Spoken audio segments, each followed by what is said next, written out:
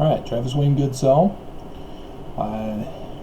Mormons all understand themselves as members of the Church of Jesus Christ of Latter-day Saints. The only problem is that they're not actually members.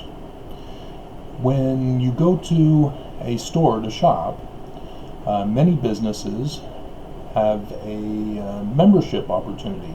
Become a member and get the rewards of membership, and you pay a monthly fee sometimes. Costco, is it a year for the membership?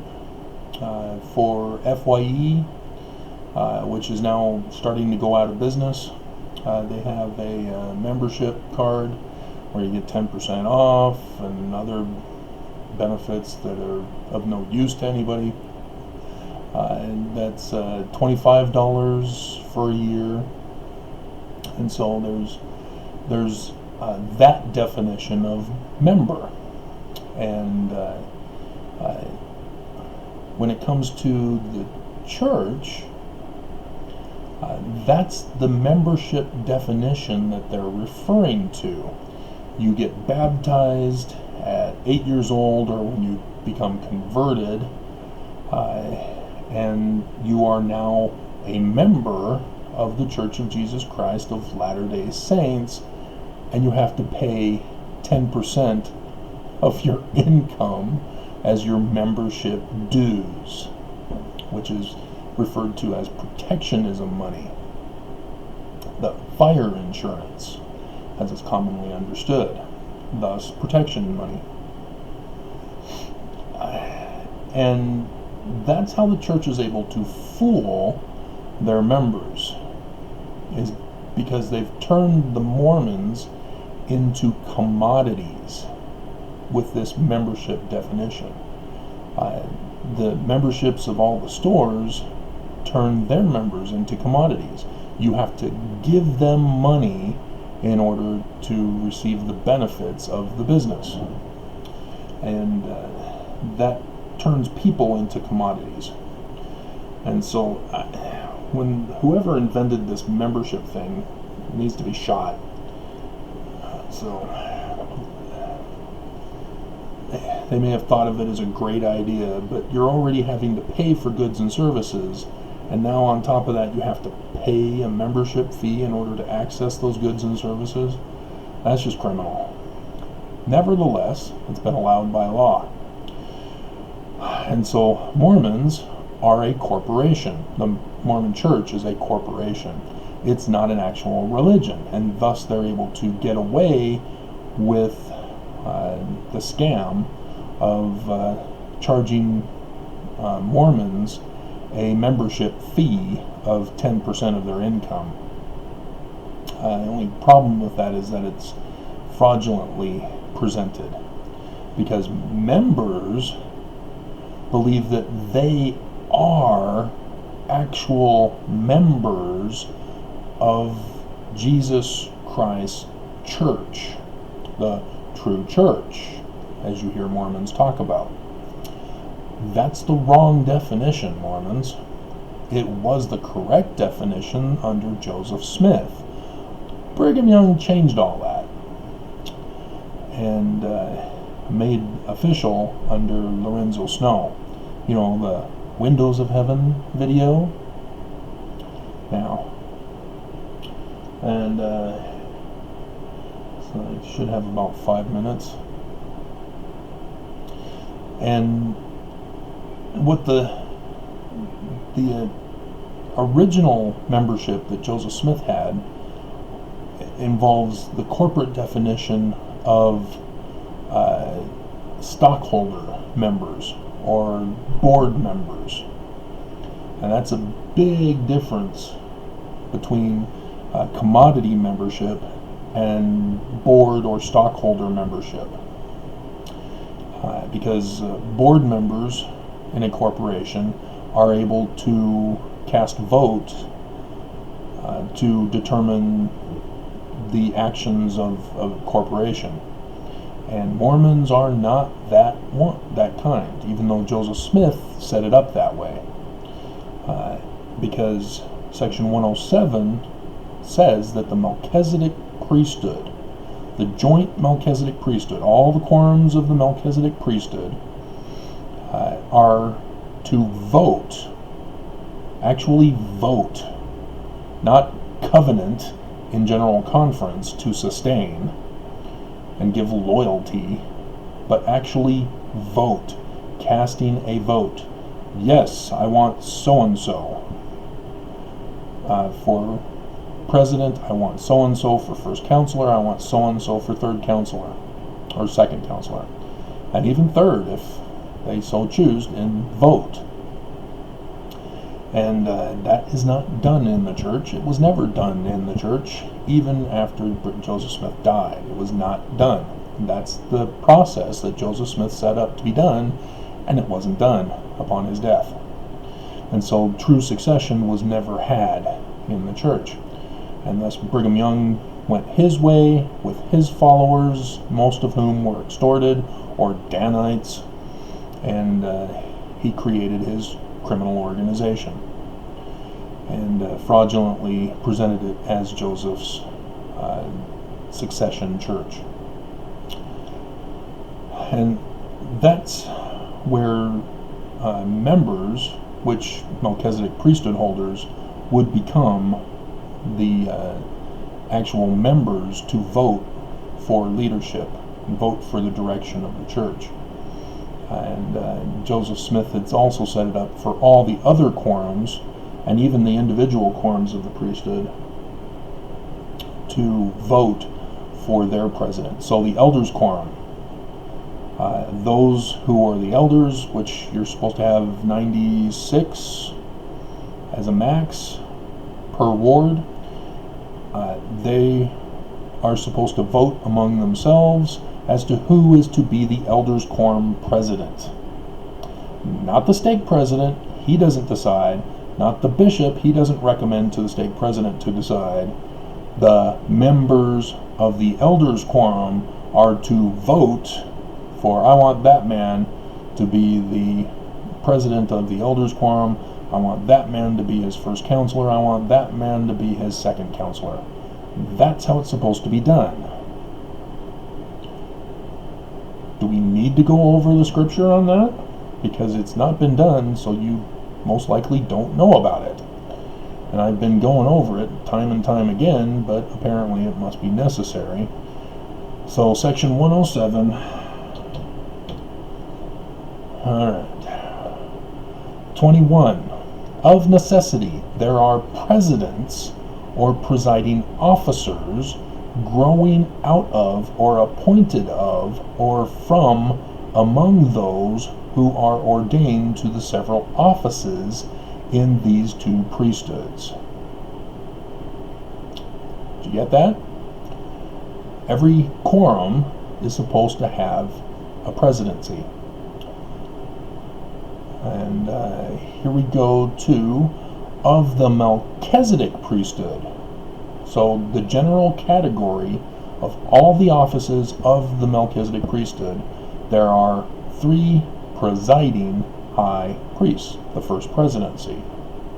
Chosen, voted, not sustained with loyalty oaths, voted by the body, the Melchizedek priesthood.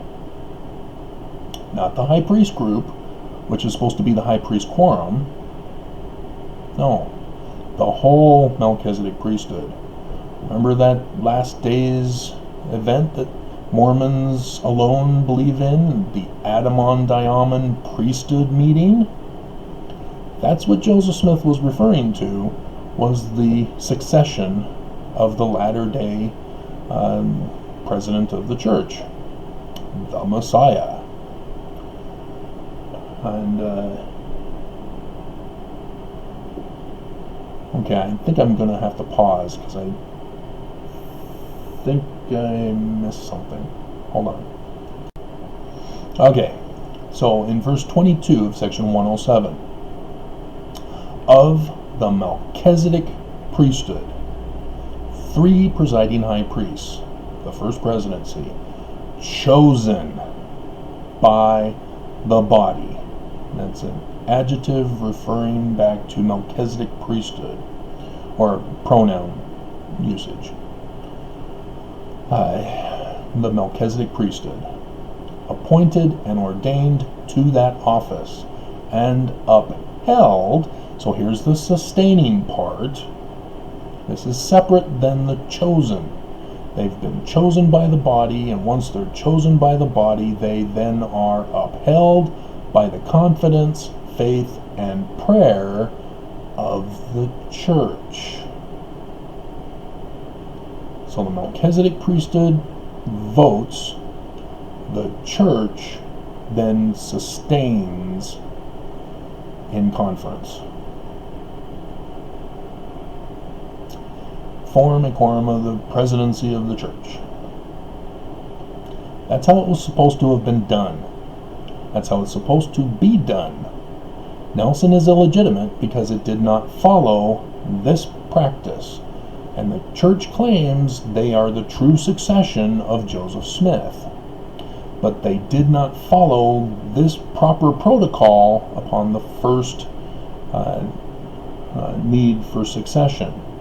And so Benson's 17 points of a true prophet that everybody likes to invoke, to ignore the Book of Mormon and ignore past prophets, even Jesus Christ himself, to support the living prophet over Jesus, over the Book of Mormon, over all Scripture. Benson was not the president of the church when he gave that talk. He was just an apostle. He did not have authority to give commandments and revelations for the whole church. And he did not reiterate it when he became president. So, again, there are proper procedures and protocols in place for the organization which were not followed, and Mormons instead made them tradition and law as a result. And so the church is illegitimate. I've been going over that time and time again. It's illegitimate. And I had one guy who refused to debate me on my channel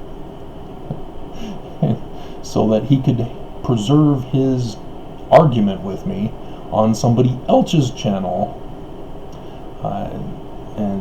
and think that he can get away with it. No. He cannot, because I am too smart for you. Again, Mormon, born and raised, almost 50 years. I'm not some spring chicken, as this other guy who claimed that he was a convert to the church and has only been a member for 20, 30 years. Long time, still not enough time, still you have not been born and raised. Big difference in understanding. He was trying to reference section 124, saying Brigham Young had the keys of the kingdom. You cut off the rest of the sentence. For the preaching of the gospel. That's all the keys that he had of the priesthood, was for preaching the gospel to the world. He was a part of the missionary committee, quorum. And so, yes, that was one of the Melchizedek priesthood quorums, but it was not an administrative one. It was missionary. So it's like the elders, the missionary training center, the mission presidents. That's what position he held in closest comparison to what Brigham Young changed it to. And so he usurped prophet, seer, and revelator. Because read section 124, Mormons. Who gets prophet, seer, and revelator status? Only two people. Joseph Smith and Hiram Smith as the patriarch. Not Joseph's counselors. Only Joseph Smith. Read it. It's a long passage. You have to get down to the 50s or 100s to finally find it. But read it. Read your scriptures. You're supposed to read your scriptures. You're commanded to read your scriptures. So read your scriptures. Section 124 of the Doctrine and Covenants. Only Joseph Smith and Hiram Smith were given prophet, seer, revelator status. That's where Section 43 comes into play, where it says only Joseph Smith is authorized to receive revelations and commandments for the whole church. No one else. Not the High Council members, whom Joseph Smith set up as the administrative order or quorum. Definitely not the missionary quorum. And so Joseph Smith was murdered, Hiram Smith was murdered. Bye-bye keys of prophet, seer, and revelator. Instantly gone. Because the full Melchizedek priesthood did not gather in their Adamon-Diamond priesthood quorum meeting to vote for the successors.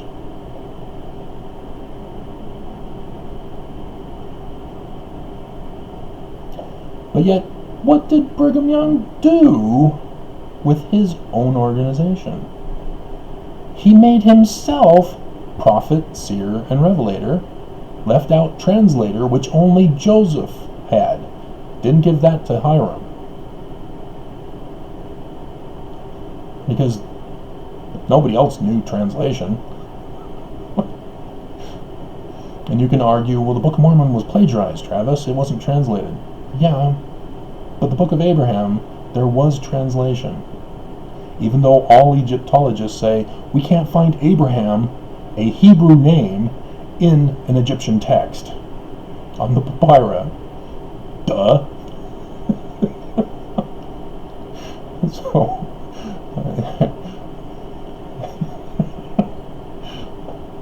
but we won't get into that here. I have already talked about it elsewhere. And so Brigham Young not only had Joseph Smith murdered, along with Hiram murdered, so that he didn't have a vote. As a result, he named himself prophet, seer, and revelator, made his counselors prophets, seers, and revelators, and made his newly organized 12 prophets, seers, and revelators. He spread the wealth. And so that caused some confusion as I'm going through the conference talks from 71 to current, as I notice changes taking place and certain talks edited to illustrate the new change that Brigham Young had established. James E. Faust, Mormons, remember him? In his last conference talk, I heard him talk directly to the quorum of the 12, to all the apostles, including the counselors. He was one of the counselors, said Gordon B. Hinckley, who died soon after too. Both under lunar eclipses, by the way. Both Faust and Hinckley. Very interesting. But he warned them, do not create your own doctrine and give your own commandments to the church. Only the president of the church can do that. Follow the prophet. Remember that primary song? Follow the prophet, follow the prophet, follow the prophet straight down to hell. I was a naughty little boy.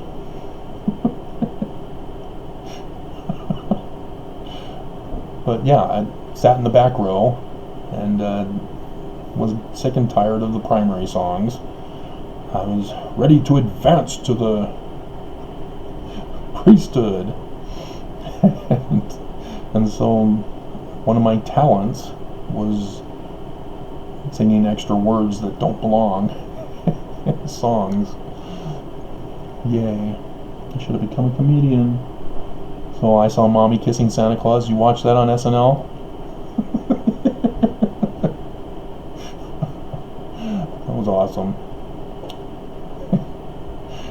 So I digress, and I'm losing my place. All right, and so yeah. So to sum this all up, Joseph Smith established Mormons to be members, to have a vote for their leadership. So women, for example, the women's priesthood, hypothetically, because it was done in 1842, right before Joseph was murdered, and 2 years later, there's sort of confusion as to that working, as Brigham Young took away the priesthood from the women as well. But the women are supposed to have a vote for succession of the Relief Society president. None of this every 4 or 6 years, or how long they typically last. And they're not chosen by the patriarch. They're chosen by the body of the women. And if the women were to have followed the same pattern as the patriarchy of the Aaronic and Melchizedek, the women also would have their first presidency voted by the Melchizedek. You have to throw in the female ending